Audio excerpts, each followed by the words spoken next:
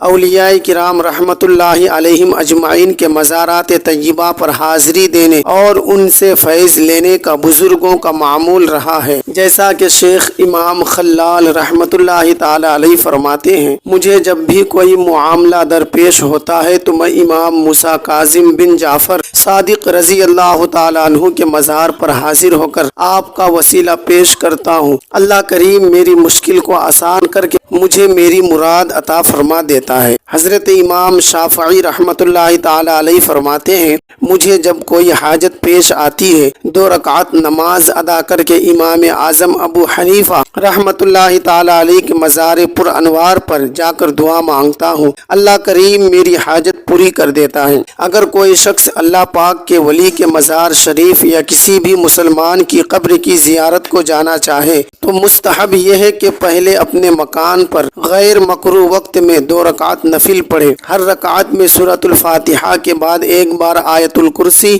اور 3 بار سورہ اخلاص پڑھے اور اس نماز کا ثواب صاحب قبر کو پہنچائے۔ اللہ کریم اس فوت شدہ بندے کی قبر میں نور پیدا کرے گا اور اس ثواب پہنچانے والے شخص کو بہت زیادہ ثواب عطا فرمائے گا۔ اولیاء کرام سے مدد مانگنا کیسا؟ پیارے اسلامی بھائیوں، جس طرح اولیاء کرام رحمت اللہ علیہم کو کرامات عطا کی جاتی ہے، ایسے ہی انہیں مخلوق کا مددگار بھی بنایا جاتا ہے۔ یہ بھی اولیاء کرام رحمت اللہ علیہم کی ایک کرامت ہے کہ اللہ پاک کے یہ محبوب بندے مدد کے لیے پکارنے والوں کی صدا سنتے اور ان کی مدد کو پہنچتے ہیں۔ بعض لوگ اس حوالے سے شیطانی وسوسوں کا شکار ہوتے ہیں، مثلا وہ کہتے ہیں کہ جب اللہ پاک مدد کرنے پر قادر ہے تو پھر غوث پاک یا کسی اور بزرگ سے کیوں مدد مانگے؟ جواباً عرض ہے کہ یہ شیطان کا خطرناک ترین وار ہے اور اس طرح شیطان نہ جانے کتنے لوگوں کو گمراہ کر دیتا ہے۔ حالانکہ اللہ پاک نے کسی غیر سے مدد مانگنے سے منع ہی نہیں فرمایا، بلکہ قرآن کریم میں جگہ جگہ اللہ پاک نے دوسروں سے مدد مانگنے کی اجازت دی ہے۔ ویسے بھی غوث پاک یا کسی اور بزرگ کا مدد فرمانا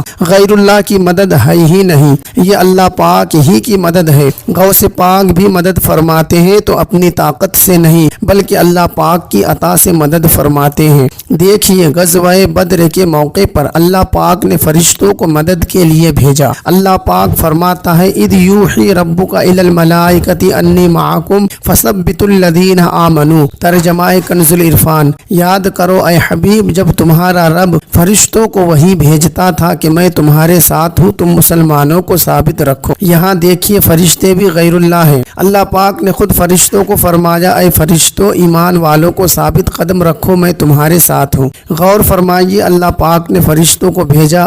اگر اللہ پاک چاہتا تو دشمنان اسلام اپنے گھروں ہی میں اوندے ہو جاتے، میدان بدر میں آ ہی نہ سکتے، مگر اللہ پاک نے فرشتوں کو بھیجا۔ کیوں؟ اس لیے کہ وہ اللہ ہے، وہ رب ہے، وہ قدرتوں والا ہے، وہ جو چاہتا ہے کرتا ہے، کوئی اس سے پوچھنے کی ہمت نہیں کر سکتا۔ پھر غور فرمائیے غزوہ بدر میں مدد کرنے کون آیا؟ فرشتے آئے، لیکن اللہ پاک فرماتا ہے وَلَقَدْ نَصَرَكُمُ اللَّهُ بِبَدْرٍ، ترجمہ کنز العرفان، اور بے شک اللہ پاک نے بدر میں تمہاری مدد کی۔ مدد کرنے آئے کون؟ فرشتے۔ اللہ پاک کیا فرماتا ہے؟ اللہ نے مدد کی۔ معلوم ہوا اللہ پاک کے مقرب بندے اللہ پاک کی عطا سے، اللہ پاک کی دی ہوئی طاقت سے مدد کرے تو یہ مدد غیر اللہ کی مدد نہیں بلکہ یہ اللہ پاک ہی کی مدد ہے جو وہ اپنے بندوں کے ذریعے سے کرواتا ہے۔